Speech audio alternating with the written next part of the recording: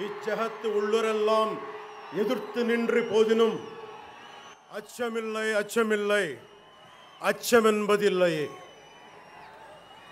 భయం లేదు భయం లేదు భయమన్నది లేనే లేదు.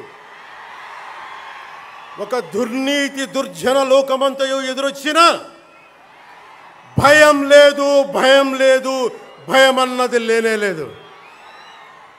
భయం లేదు కాబట్టే అసలే చీకటి గాఢ అంధకారమైన వెళ్ళే దారంతా గోతులు గుంతలు లోయలు అగాధాలు ఉన్న ఇల్లేమో దూరమైన చేతిలో దీపం లేకపోయినా గుండె ధైర్యమే కవచంగా ధరించిన వాణ్ణి కనుకే అన్నీ ఒక్కడే అయి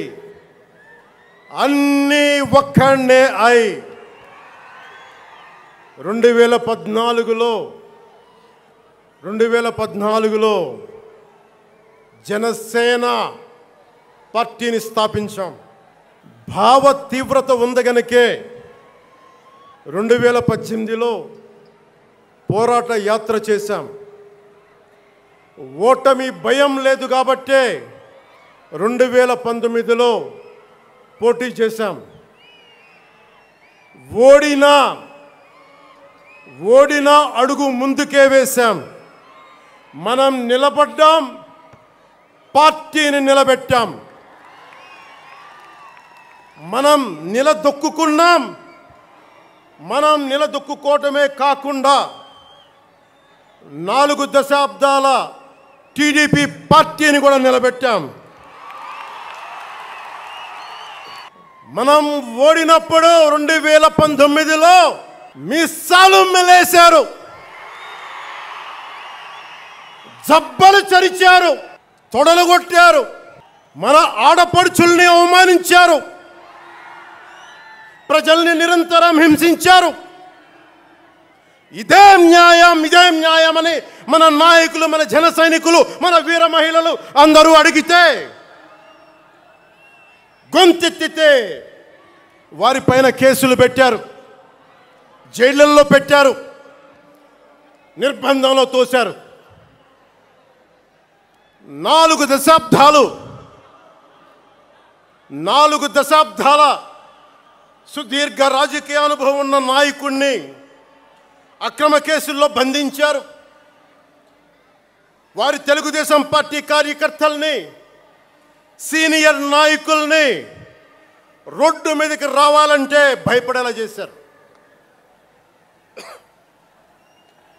ఇక నాలాంటి వాణ్ణి తిట్టని తిట్టు లేదు, పాల్ చేయని అవమానం లేదు, చేయని కుట్ర లేదు, వేయని కుతంత్రం లేదు. ఈ ఎన్నికల్లో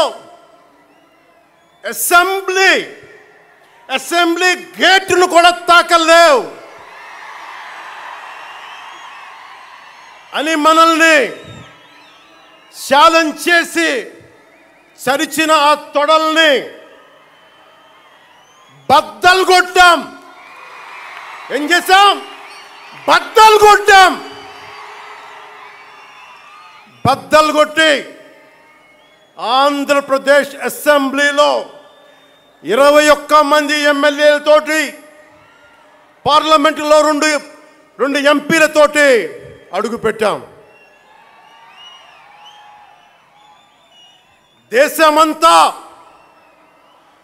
దేశమంతా తల తిప్పి తిరిగి చూసేలా 100% స్ట్రైక్ రేట్తో ఘన విజయం సాధించాం. ఎన్డీఏ కూటమి ప్రభుత్వాన్ని నిలబెట్టాం. ఈరోజు జయకేతనం ఎగరేస్తున్నాం. జై జనసేన, జై జనసేన, జై జై జనసేన, జై.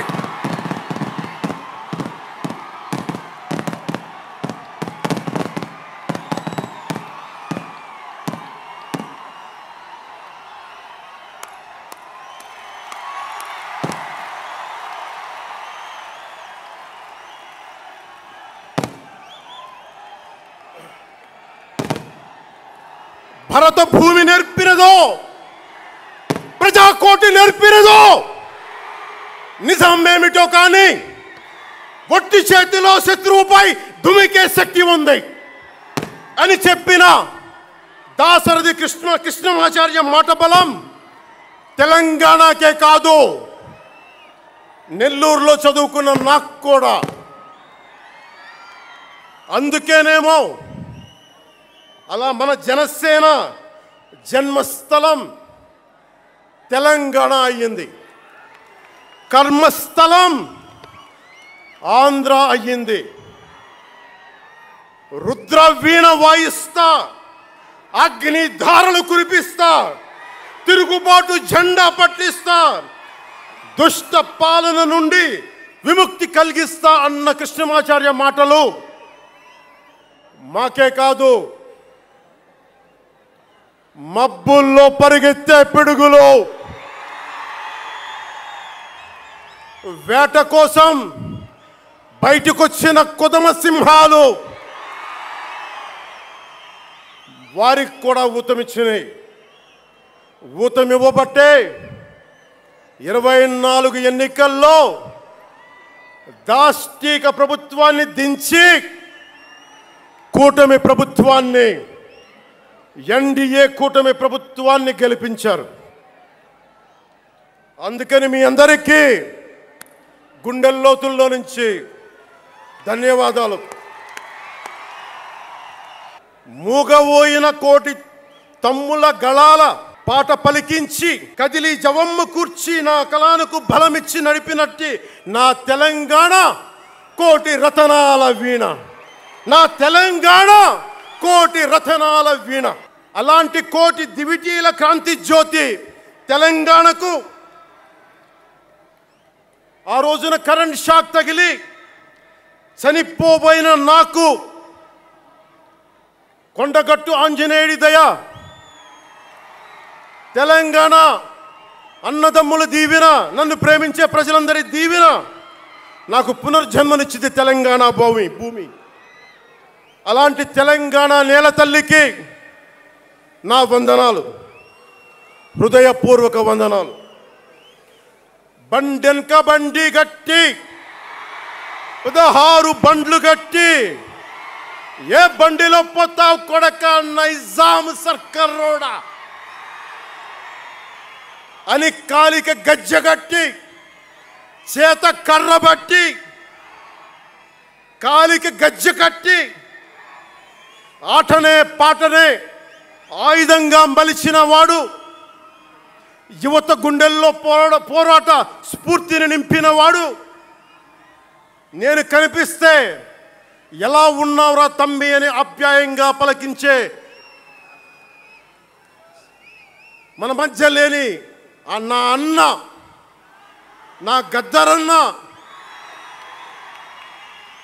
నేల నుంచి వచ్చిన నా తెలంగాణ జన సైనికులకి, జనసేన నాయకులకి, వీర మహిళలకు నా హృదయపూర్వక శుభాకాంక్షలు. మా ఆడపడుచులు, మా వీర మహిళలు, మీ పోరాట స్ఫూర్తిని నేను మర్చిపోలేను. మీరు నా దృష్టిలో, ప్రజల దృష్టిలో, అందరి దృష్టిలో మీరు రాణి రుద్రమ్మలు, వీరనారి గున్నమ్మలు, మా జనసేన వీర మహిళలు. మా జనసేన ఆడపడుచులు అందరి క్షేమం కాంక్షించే సూర్యదేవుని లేలేత కిరణాలు. తేడా వస్తే కాల్చి కథం చేసే లేజర్ బీములు మా జనసేన వీర మహిళలు. అలాంటి మీకు, మా ఆడపడుచులకి, మా వీర మహిళలకి నేను మీకు రుణపడి ఉంటాను. సీనియర్ నాయకులు కొనతాల గారు చెప్పినట్టుగా ఈరోజు హోలీ పర్వదినం. రంగులు, ఉత్సాహం, మైత్రిని పంచే పండగ. చెడు పోయింది, మంచి వచ్చిందని చెప్పి రంగులు జల్లుకునే పండగ. మన జయకేతనం ఎగరవేసిన రోజున హోలీ కూడా రావటం యాదృచ్ఛికం కాదు, భగవంతుడి నిర్ణయం. అందుకని దేశ ప్రజలందరికీ నా హోలీ శుభాకాంక్షలు తెలియజేస్తా ఉన్నాను. ये भगवान का आशीर्वाद है कि जनसेना का यह खास दिन होली के पावन त्योहार के साथ आया है. मेरे लिए होली रंगों का त्योहार है, एकता का त्योहार है, दोस्ती का उत्सव है, खुशी और उल्लास का पर्व है. इस शुभ अवसर पर मैं इस मंच से, पिठापुरम से आप सभी को होली की हार्दिक शुभकामनाएं देता हूं. తమిళనాడు నుంచి నాకు ఎంతో ప్రేమనిచ్చారు. మన స్పీచ్లు చూస్తారంట నాకు తెలియదు. మన తమిళనాడు పర్యటనకి వెళ్తే అందరూ నాకు ఎంతో ప్రేమనిచ్చారు. షణ్ముఖ యాత్రకి వెళితే నేను తమిళనాడులో చాలా కీలకమైన దశలో ఉన్నవాడిని, పెరిగినవాడిని. సుబ్రహ్మణ్య భారతీయారిని స్ఫూర్తిని నింపుకున్నవాడిని. అలాంటి తమిళనాడు ప్రజలందరికీ నా మనస్ఫూర్తిగా మీకు నా నమస్కారాలు. రమణ మహర్షి ఉళ్ళిట్ట ఎన్నట్లు సిద్ధర్గల్ వాళింద సిద్ధపేట్ల సిద్ధర్ భూమి ఉలహ పుదుమరియం తిరుక్కురళవై உலகுக்கு தந்த ஞான பூமி அச்சமில்லை அச்சமில்லை என முழுங்கிய மகாகவி பாரதியார் வீரபூமி உலகத்தை ரட்சிக்கும் கந்தசஷ்டி கவசம் எனும் அருண்கோடை தந்த ஆன்மீக பூமியாம் தமிழகத்தை சேர்ந்த என் அன்பு உள்ளங்களுக்கு எனது அன்பு நிறைந்த வணக்கங்கள். మన మహారాష్ట్రకి వెళితే నాకు మహారాష్ట్రలో అభిమానులు ఉంటారు. అది కూడా రాజకీయ పరంగా ఉంటారు, సినిమాల పరంగా కాకుండా అని నాకు తెలియలే. ఎంతో ప్రేమనిచ్చారు. గౌరవ మహారాష్ట్ర ముఖ్యమంత్రి దేవేంద్ర ఫడ్నవీస్ గారు నన్ను రమ్మని 19 నుంచి అడుగుతూ ఉన్నారు. అప్పుడు కుదరలా, 24లో కుదరలేదు, 19లో కుదరలేదు, 14లో కుదరలేదు. మొన్న హర్యానాలో మీరు రావాలి ఖచ్చితంగా అని చెప్పి ప్రత్యేకించి నన్ను పిలిపించారు. నేను ఎన్డీఏ కూటమి కోసం ప్రచారం చేశాను, భారతీయ జనతా పార్టీ కోసం. వెళ్ళిన అన్ని సీట్లు దాదాపు 95% మనం గెలిచాం, ఒక్క సీటు తప్ప. మీకు తెలుసు, నాకు మరాఠీ నేల, మహారాష్ట్ర నేల, ఛత్రపతి శివాజీ మహారాజ్ నేల, ఛత్రపతి సంభాజీ మహారాజ్ నేల. అలాంటి నేలకి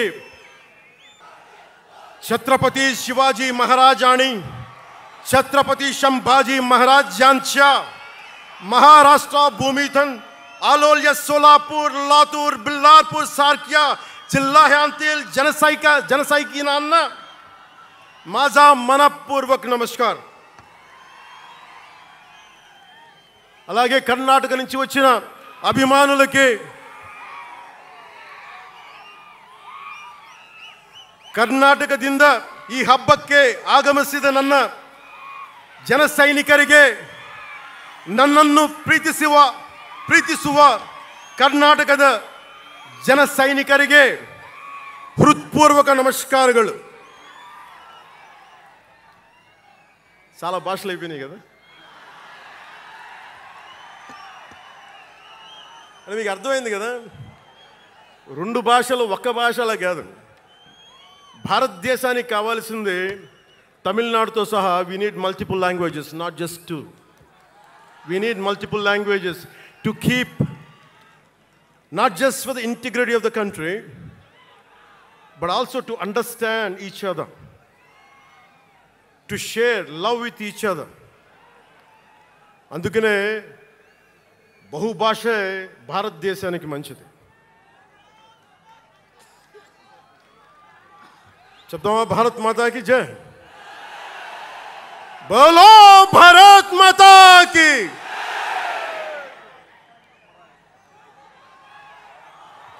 అలాగే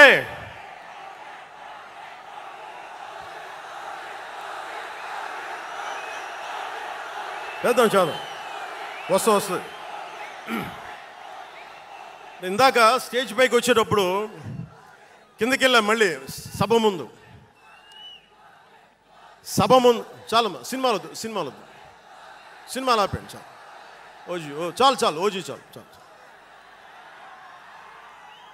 అంటే మీ అందరికీ నేను సినిమాలు ఎందుకు వద్దని చెప్తానంటే, సినిమాలు తక్కువ చేయడం నా ఉద్దేశం కాదు.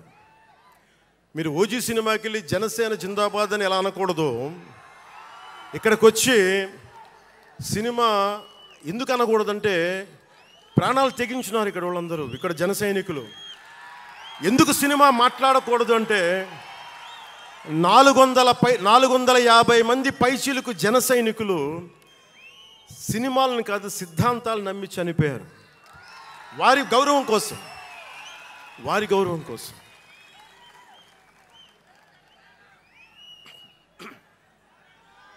ఇందాక వద్దాం, అవి కూడా వినండి. మీరు వింటలేదని అర్థం. నా పేరు అరుస్తున్నారు అంటే మీరు నా మాట వింటలేదని. నా మాట వింటే 151 ఉన్న సీట్లు పార్టీ పోయింది. అందుకే నా మాట వినాలి. కూర్చోండి.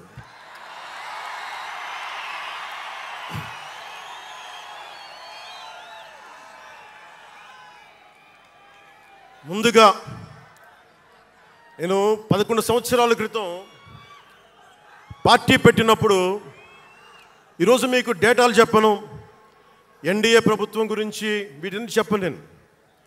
నేను మీతోటి 11 సంవత్సరాలు పార్టీని ఎలా నడిపాం, ఏ బేసిస్తో నడిపాం, నా కష్టాలేంటి, నేను పడ్డ ఇబ్బందులేంటి, కొన్ని పంచుకుంటాను. అన్నీ పంచుకుంటే సంవత్సరం కావాలి. నేను ఓటమిలు ఎలా ఉంటాను, గెలుపులు ఎలా ఉంటాను, మీరు నా గుండెల్లో పెట్టుకున్న వాళ్ళు, మీరందరూ నా గుండెల్లో పెట్టుకున్నదమ్మా. మీకు మించిన కుటుంబం నాకు లేదు. అలాంటి నేను 2014లో ఒక్కడనే కూర్చొని జ్వలిస్తూ మదించిపోతూ, మన ఆలోచనతో మధిస్తూ, ఎలా చెప్పాలి, పెద్ద రాజకీయాల మీద నా చాలామంది కసరత్తులు చేసిన వాడిని కాదు. 2009లో అప్పుడు రాజకీయ ప్రస్థానం తప్ప. 2003లో నేను మా నాన్నకి చెప్పాను ఫస్ట్. ఈరోజు మా నాన్నగారు లేరు, స్వర్గస్థులయ్యారు.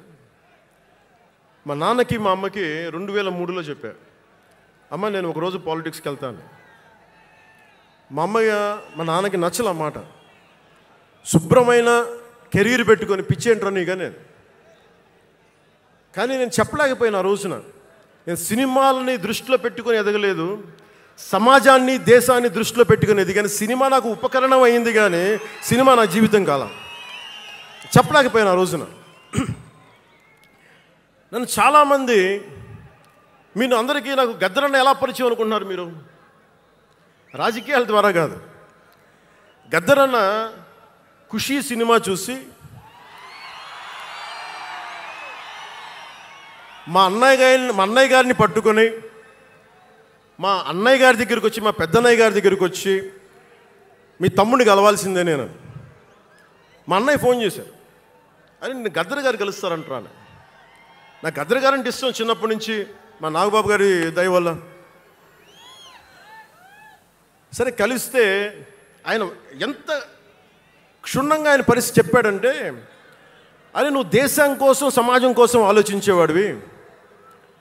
నీ ఏ మేరా జహా అనే పాటలో నువ్వు భరతమాతని సంఖ్యలలో బంధించి పెట్టావు కదా, నీ భావం నాకు అర్థమైందిరా అన్నాడు. నువ్వంటే నాకు ఇష్టం రా తమ్మి అని చెప్పి ఆ రోజు నుంచి మాకు స్నేహం. అది నాకు అన్న తమ్ముడ బంధమైందని ఆయన చనిపోయేలోపు.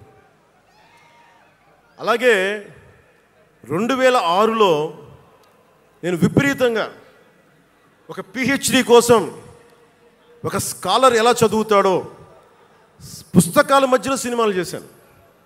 అందుకే నా సినిమాలు మీకు నచ్చి ఉండకపోవచ్చు ఆ రోజున. కానీ నా జ్వలనాన్ని ఎక్కడో ఢిల్లీలో కూర్చొని ఒకళ్ళు, ఢిల్లీ యూనివర్సిటీలో పనిచేసే ఒక ప్రొఫెసర్, ప్రకాశం జిల్లాకు చెందిన వ్యక్తి, నాకు తెలియదు ఆయన ప్రకాశం జిల్లా వ్యక్తి. నా రోజున ఆయన వచ్చి మిమ్మల్ని కలవాలని చెప్పి ఒక నెల రోజులు నా వెంట పడితే ఆయన కలిశారు. ఆయన వచ్చి నన్ను ఒకే ఒక మాట అడిగారు. 2006లో మీరు రాజకీయాల్లోకి వస్తారా? బహుజన సిద్ధాంతం మేము ముందుకెళ్తాం. చాలామంది అడిగి నన్ను పంపించారు. మీరు సంసిద్ధం అంటే నేను మాట్లాడతాను, నేను కదుపుతానంటే ఆ రోజున నాకు ఇంకా మెచ్యూరిటీ లేదు. ఒక కుటుంబాన్ని నడపడానికే చాలా శ్రమ పడాలి. ఒక కుటుంబాన్ని ఏకతాటిపైన తీసుకురావాలంటే నేను కష్టపడాలి. ఒక సినిమా చేయాలంటే నేను ఇంత కష్టపడాలి. ఇన్ని కోట్ల మందికి సంబంధించిన జీవితాన్ని ఒక భావంతో కట్టిపడేయాలంటే నాకు ఇంకా అంత మెచ్యూరిటీ లేదు. మెచ్యూరిటీ వచ్చిన రోజున మీకు తెలియజేస్తానని చెప్పాను. ఆ వ్యక్తి అప్పటి నుంచి ఇప్పటిదాకా అరుదుగా అప్పుడప్పుడు కలుస్తూ ఉంటాను. ఈ రోజున హైదరాబాద్ సెంట్రల్ యూనివర్సిటీ ప్రొఫెసర్, మీలో కొంతమందికి తెలిసి ఉండొచ్చు, ప్రొఫెసర్ శ్రీపతి రాముడు గారికి మనస్ఫూర్తిగా నా ధన్యవాదాలు తెలియజేస్తాను. వారిని వేదికపైకి రమ్మని మనస్ఫూర్తిగా కోరుకుంటా ఉన్నాను. ఎందుకంటే మీరు ఓజీ ఓజీ అని అరుస్తూ ఉంటే నన్ను సినిమాల కంటే కూడా సినిమాల్లో ప్రజలకి పనిచేసే మనిషిని చూశారు ఇలాంటి మేధావులందరూ, పోరాట యోధులందరూ. సో నాకు ఎప్పుడు కూడా ఆయన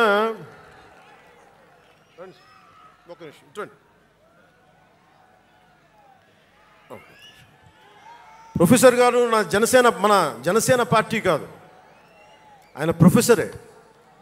బహుజన సిద్ధాంతాల కోసం, అంబేద్కర్ ఆశయాల కోసం, అణగారిన వర్గాల కోసం నిలబడ్డ వ్యక్తి. ఆయన చాలామంది విద్యార్థుల్ని పిహెచ్డీలకి సిద్ధం చేసే వ్యక్తి.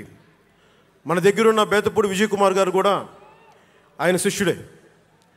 ఇలాంటి శిష్యులు ఎంతమంది తయారు చేసి ఆయన జనసేన ఎప్పుడు నాకు అండగా ఉంటారు. ఓడిపోయినా నిలబడ్డా ఎప్పుడైనా సరే నమ్మకం ఏంటంటే మీరు ఉండాలి, మీరు రాణించాలని నిరంతరం తప్పించే శ్రీపతి రాముడు గారికి నేను ఇవ్వగలిగేది ఒకటే, నా గుండెల నుంచి ప్రేమ ఇవ్వగలను.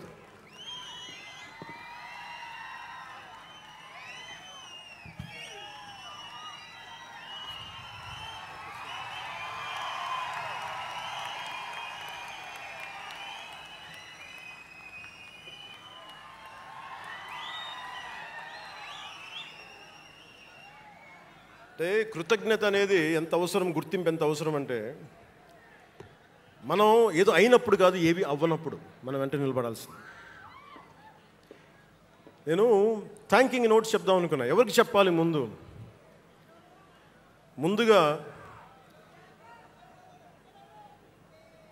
ఈ సభా వేదిక కోసం పారిశుద్ధ్య సిబ్బందికి, నా గుండెల్లో పెట్టుకొని గౌరవించే నా పారిశుద్ధ్య సిబ్బందికి ముందుగా మీ అందరికీ నా హృదయపూర్వక నమస్కారాలు, హృదయపూర్వక ధన్యవాదాలు. యాక్చువల్గా నేను అనుకుంది ముందుగా పారిశుద్ధ కార్మికులకి సన్మానం చేసి స్పీచ్ మొదలు పెడదామని. ఎక్కువ మంది ఉండటం వల్ల మన సమయం సరిపోదు కాబట్టి రేపు పొద్దున మన సీనియర్ నాయకులందరినీ, సోదరులు నాగబాబు గారిని, ఎమ్మెల్సీ వారిని గౌరవించి చేయవలసిందిగా నేను కోరుకుంటున్నాను. అలాగే దారి పొడవునా శుభాకాంక్షలు తెలియజేసిన హోర్డింగ్స్ ద్వారా నా సోదరులు సోదరీమణులందరికీ, ప్రతి ఒక్కరికి, నాయకులందరికీ నా ధన్యవాదాలు. డిప్యూటీ సీఎం పేషి అధికారులందరికీ కూడా నా ధన్యవాదాలు. నా సెక్యూరిటీ సిబ్బందికి కూడా నా ధన్యవాదాలు. ఈ ఆవిర్భావ దినోత్సవానికి ముందుండి నడిపించిన గౌరవ సివిల్ సప్లైస్ మంత్రి, Janasena political affairs committee chairman, నన్ను కాలానికి నా పరీక్షలు పెట్టి కానీ ఒకసారి నిర్ణయం తీసుకున్న తర్వాత ఓడిపోయినా కానీ వెన్నంటే నిలబడ్డ నా సోదరుడు పిఎస్సి చైర్మన్, గౌరవ సివిల్ సప్లైస్ మంత్రి శ్రీ నాదెండ్ల మనోహర్ గారికి నా హృదయపూర్వక ధన్యవాదాలు.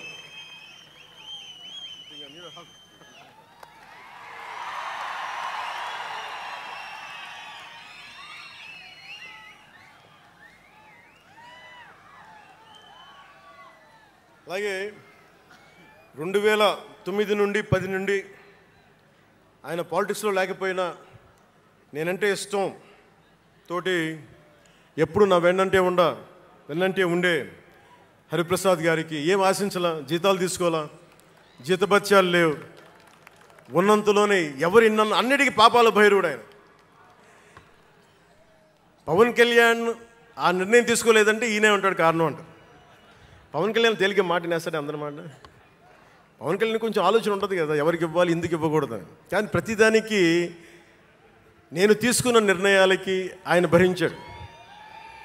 అలాంటి అన్నిటినీ భరించి నా వెన్నంటే ఉన్న హరిప్రసాద్ గారికి మనస్ఫూర్తిగా నా ధన్యవాదాలు.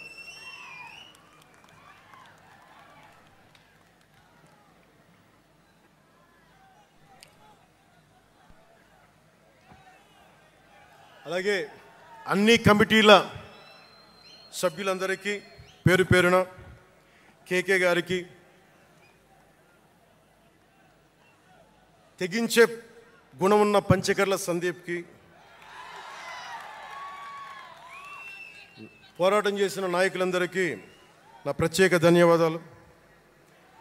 సోషల్ మీడియా సిబ్బందికి, స్టేజ్ కల్చరల్ ఆర్టిస్టులందరికీ, ఫుడ్ సప్లయర్స్ అందరికీ, దాతలకి, డాక్టర్స్ టీమ్కి, ప్రతి ఒక్కరికి నా హృదయపూర్వక నమస్కారాలు. ఇందాక ఆ పైన హెలికాప్టర్లో వస్తుంటే చాలామంది ఫోటోగ్రాఫ్స్ కనిపించినాయి. ముఖ్యంగా తెలుగు సినిమా హీరోలు, సూపర్ స్టార్స్ ఫొటోస్. ప్రభాస్ గారిది,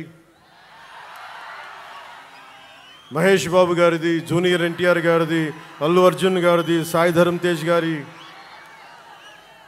నందమూరి అభిమానులు, మెగాస్టార్ చిరంజీవి గారి అభిమానులకి, మెగాస్టార్ తనయులు, గేమ్ చేంజర్ రామ్ చరణ్ గారి అభిమానులు, తెలుగు హీరోయిన్లు, ప్రతి నటుల అందరి హీరోల అభిమానులు, మీ అందరికీ కూడా నా ప్రత్యేక నమస్కారాలు, ధన్యవాదాలు.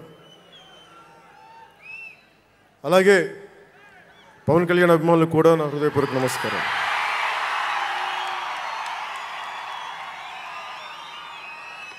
మద్దతు ఇచ్చిన జనసేనతో పాటు ఎన్డీఏ కూటమి పక్షాలైన తెలుగుదేశం, బీజేపీ నాయకులకు, కార్యకర్తలకు నా ప్రత్యేక ధన్యవాదాలు. అసలు మనం ఇంత ఘన విజయం సాధించాం. మనం కలిసి పోరాటం చేశాం, కష్టాలు ఉన్నప్పుడు చెయ్యనందించాం.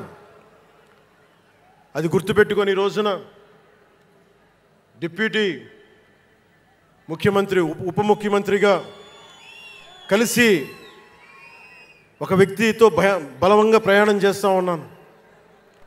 4 దశాబ్దాల సుదీర్ఘ అనుభవం రాజకీయ నాయకులు, హైటెక్ సిటీని రూపకల్పన చేసిన దార్శనికుడు, క్లేమోర్ మైన్స్ తోటి పేల్చేస్తే కింద పడితే దులుపుకొని మళ్ళీ రాజకీయాల్లో తిరిగి నెక్స్ట్ డే డ్యూటీలోకి వచ్చిన బలమైన నాయకుడు, శ్రీ గౌరవ ముఖ్యమంత్రి శ్రీ నారా చంద్రబాబు నాయుడు గారికి, వారి తనయులు శ్రీ నారా లోకేష్ గారికి నా హృదయపూర్వక ధన్యవాదాలు, నమస్కారాలు.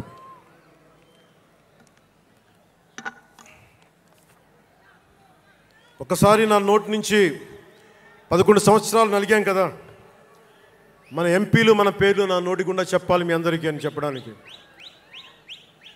నాదెండ్ల మనోహర్ గారికి, కందుల దుర్గేష్ గారికి, ఎంపీలు తంగెళ్ళ ఉదయ్ శ్రీనివాస్ గారికి, వల్లభనేని బాలశౌరి గారికి, కొణిదెల నాగబాబు గారికి, హరిప్రసాద్ గారికి, నిమ్మక జయకృష్ణ గారికి, లోకం నాగం మాధవ్ గారికి, కొనతాల రామకృష్ణ గారికి, పంచకల్ల రమేష్ బాబు గారికి, సుందరపు విజయ్ కుమార్ గారికి, చనిపోయిన వంశీకృష్ణ యాదవ్ గారికి, పంతం నానాజీ గారికి, బత్తుల బలరామకృష్ణ గారికి, శ్రీ దేవీవర ప్రసాద్ గారికి, గిడ్డి సత్యనారాయణ గారికి, పులపర్తి ఆంజనేయులు గారికి, బొమ్మిడి నాయకర్ గారికి, బోలిశెట్టి శ్రీనివాస్ గారికి, పొత్సమాత ధర్మరాజు గారికి, చిర్రి బాలరాజు గారికి, మండలి బుద్ధప్రసాద్ గారికి, ఆర్ శ్రీధర్ గారికి, ఆరణి శ్రీనివాసులు గారికి, 2000 పవన్ కళ్యాణ్ మర్చిపోయా, నేను మర్చిపోయినా మీరు మర్చిపోయిన ఎవరు కదా.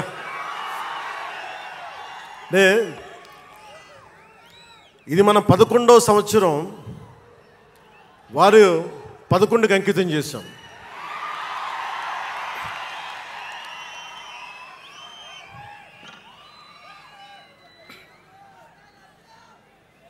Love you two.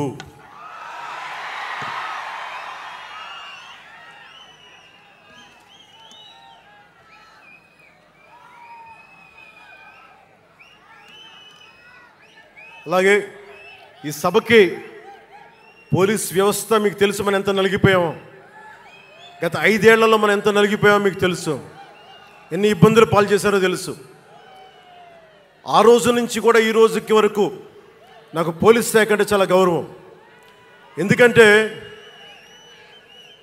పోలీస్ శాఖకి స్వయం నిర్ణయాలు చేసే హక్కు ఉండదు, డ్యూటీయే ఉంటుంది. బ్రిటిష్ వాళ్ళు పరిపాలించినప్పుడు పోలీస్ కూడా బ్రిటిష్ అధీనంలో పనిచేశారు తప్ప వాళ్ళకి ఇవ్వబడ్డ డ్యూటీ చేశారు. భగత్ సింగ్ని కొట్టమంటే కొట్టారు, జైల్లో పెట్టమంటే పెట్టారు, గాంధీ గారిని లాక్కెళ్ళిపోమంటే లాక్కెళ్ళిపోయారు. వాళ్ళు చేయకపోతే అది డ్యూటీకి విరుద్ధం అవుతుంది, చేయక తప్పదు. మరి అదే పోలీస్ ఆ రోజున వచ్చారు. స్వాతంత్రం వచ్చిన తర్వాత మిలిటరీ కూడా అంతే. అందుకనే నాకు పోలీస్ శాఖ మీద ఎప్పుడు వ్యక్తిగతంగా కోపం ఉండదు, ఏదో కొద్దిమంది వ్యక్తులు ఎక్కువ చేస్తే తప్ప. అలాగా ఈ రోజున చాలా గొప్పగా నిలబడ్డ, సహకరించిన పోలీస్ అధిపతి డీజీపీ గారికి, కాకినాడ జిల్లా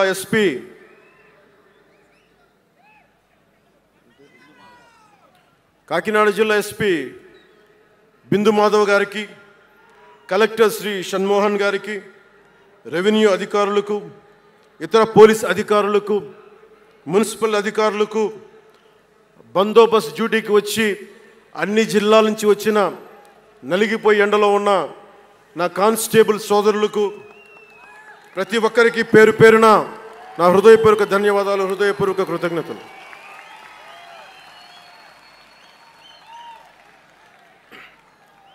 నా ఇష్టం, నా కోరిక ఎప్పుడూ సగటు మనిషిగా ఉండటమే. తన పని తను చేసుకుంటూ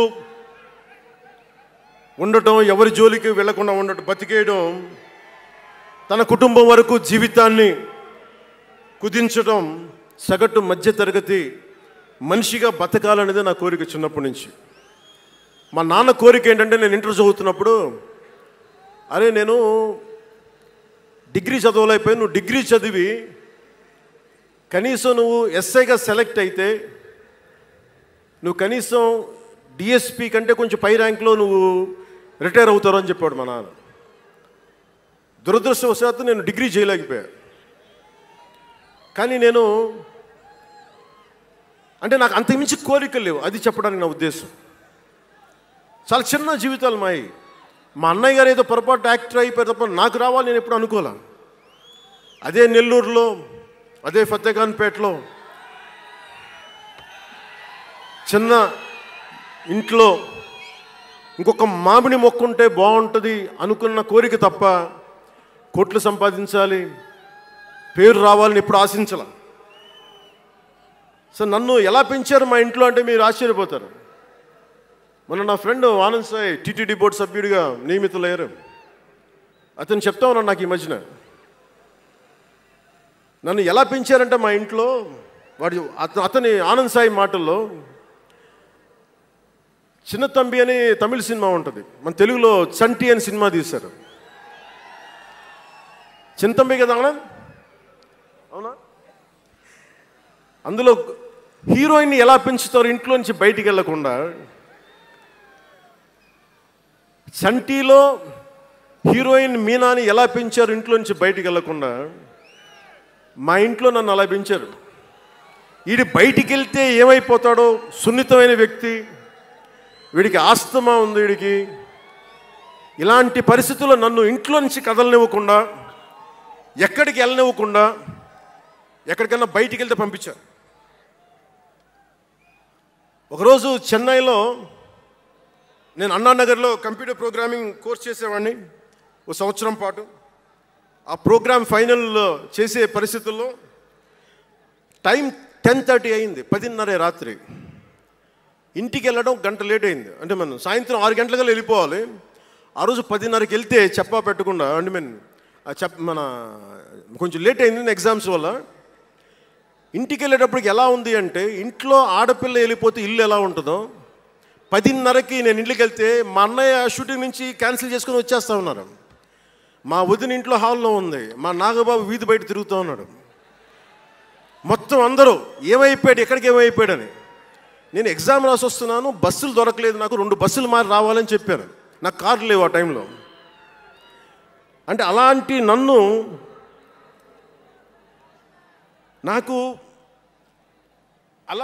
పెంచారు నన్ను. ఇది మా నాగబాబు గారు ఇక్కడే ఉన్నారు, అడగండి, ఆ రోజు గుర్తుండి ఉంటుంది ఆయనకి. అలాంటి నన్ను పాలిటిక్స్ చేస్తానని కానీ, సినిమాల్లోకి వస్తానని కానీ ఎవరు ఊహించలే. ఎందుకంటే నేనే ఊహించలే. పోనీ 18 ఏళ్ల వయసులోనో 20 ఏళ్ల వయసులోనో 10:30కి లేటుగా వచ్చామంటే ఒక అర్థం ఉంటుంది.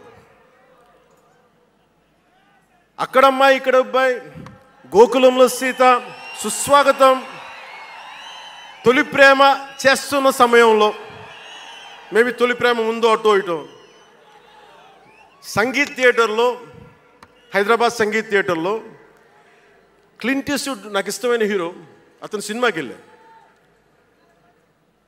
బ్రిడ్జెస్ ఆఫ్ మాడిసన్ కౌంటీ అని ఒక ఇంగ్లీష్ నవల్ ఆధారంగా తీశారు. అది నాకు ఇస్తుంది ఆ నవల్. సో ఎలా తీశారని చెప్పి నేను షూటింగ్ రిలీజ్ కూడా అయిపోయినట్టుంది తొలి ప్రేమ.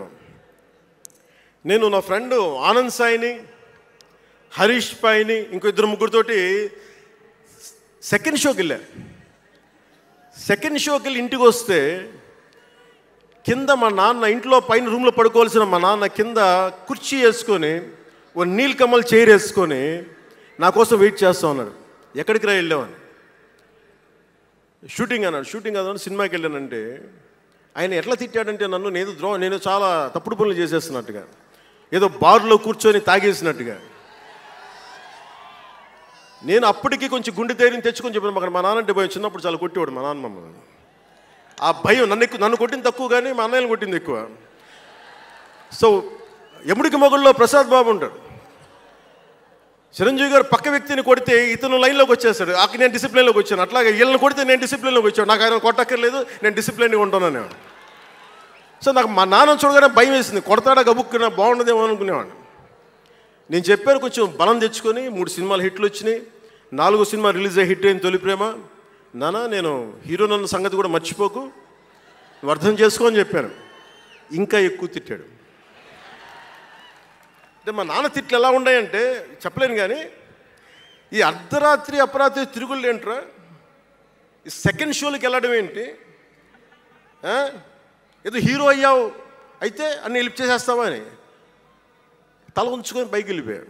అంటే అలాంటి నేను ఇన్ని కోట్ల మందికి సంబంధించిన పాలిటిక్స్ చేయాలంటే భగవంతుడు రాసిన రాత కాకపోతే నేను కోరుకున్నదా కాదు అది. అలాంటి వాతావరణంలో పెరిగిన నేను ఈ సినిమాలు ఏంటో, ఈ పాలిటిక్స్ ఏంటో, పార్టీ పెట్టడం ఏంటో అని అనుకుంటే అంటే ఇందాక ఎందుకు బయటికి వెళ్ళానంటే ఇవన్నీ ఆలోచిస్తున్నా. ఇదంతా భగవంతుడు మాయ తప్ప నాది కాదు నాకు తెలుసు. అలాంటి జీవితానికి దారి ఏర్పరిచింది, ప్రజా సమస్యలపై నిలబడేలా చేసింది, పార్టీ పెట్టనిచ్చింది నాలోని భావ తీవ్రత. పార్టీ పెట్టనిచ్చింది భావ తీవ్రత, పుస్తక పఠనం, డబ్బులు సంపాదించాక ఖర్చు పెట్టనంటే ఎలా కుదరదో, వద్దనుకున్న ఏదోలా ఖర్చు అయిపోతాయి. అలాగా కొంత జ్ఞానం వచ్చాక, కొంత చదివాక, కొంత చెయ్యగలిగే సత్తా ఉన్నాక నేను ఊరికనే కూర్చుంటాను, నేను ఏమి చెయ్యనంటే జీవితం అలా ఉండనివ్వదు. అలాంటి నన్ను ఏదో సాటర్డే సండే షూటింగ్ ప్రాక్టీస్కి వెళ్ళి మెడ్రాస్ రైఫిల్ క్లబ్లో, మార్నింగ్ లయోలా కాలేజ్లో జాగింగ్ చేసుకొని, ఇంటికి వచ్చి పుస్తకాలు చదువుకొని, మా వదినకి ఏదైనా అవసరమైతే పనులు చేసి పెట్టి, ఇలాంటి నేను సగటు మనిషి, మధ్యతరగతి మనిషి, అంతకుమించి వేరే పట్ల. పనగల్ పార్క్ వెళ్ళి కూరగాయలు తీసుకురావడం, వంకాయ ఎంత, తక్కాలి ఎంత, అంటే మన ఉల్లిపాయలు వంకాయలు ఎంత అని ఇట్లాంటివి తీసుకొచ్చేవాడిని. నెల్లూరులో పెద్ద బజారు వచ్చి, మన పెద్ద బజారు చిన్న బజారుకి వెళ్ళి ఇంటికి కావాల్సిన సామాన్లు తీసుకొచ్చేవాడిని. నాకు అంతకుమించి జీవితాన్ని కోరుకోలేదు నేను. అలాంటిది నేను యాక్టర్ అయ్యాను, ఈరోజున పొలిటికల్ లీడర్ అయ్యాను, దేశమంతా గుర్తించే అయ్యానంటే ఇది ఏది కూడా నేను కోరుకుంది కాదు, నాకు ఇవ్వబడింది. అందుకే నేను కర్మే చేస్తాను, నేను ఫలితం ఆశించను.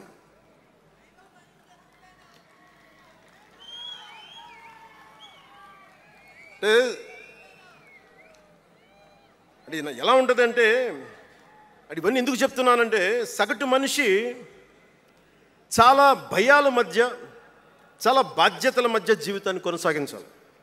ఒక మాట అంటే ఎక్కువ, ఒక మాట అంటే తక్కువ, చాలా సన్నని గీతల మధ్య బతకాలి. ఒకలాగా చెప్పాలంటే అరిటాకు లాంటి జీవితం. అరిటాకు ఉంది కదా అని జీవితం వడ్డించిన విస్తరు అవ్వదు. చిన్నపాటి ముళ్ళు తగిలినా మొత్తానికి చిరుగుపోతుంది. అలాంటి కోట్లాది సగటు మనుషుల ప్రభావితం చేసే సినిమా కానీ, కోట్లాది మందిని ప్రభావితం చేసే రాజకీయాలు కానీ నాకు చాలా బాధ్యతనిచ్చాయి. సినిమాలో ఎంత చెప్తే మంచిది, ఎంత చెప్తే మంచిది కాదు అని ఆలోచించి చేసేవాడిని. ఒక దేశభక్తి పాట పెడితే మంచిదా, ఒక క్లబ్ డాన్స్ పెడితే మంచిదా, ఈ రెండు ఆలోచించి దేశభక్తికి వెళ్ళాను నేను. అందుకే ఏ మెరా జేహానే పెట్టాను తప్ప ఓ మై డార్లింగ్ అని పెట్టలా. అంటే అంటే ఎందుకు నేను ఆలోచిస్తానంటే, మనిషి మనెవరం శాశ్వతం కాదు. మాట అది మంచి అయినా చెడైనా, అందుకే ఆలోచించే మాట్లాడతాను ఎప్పుడు.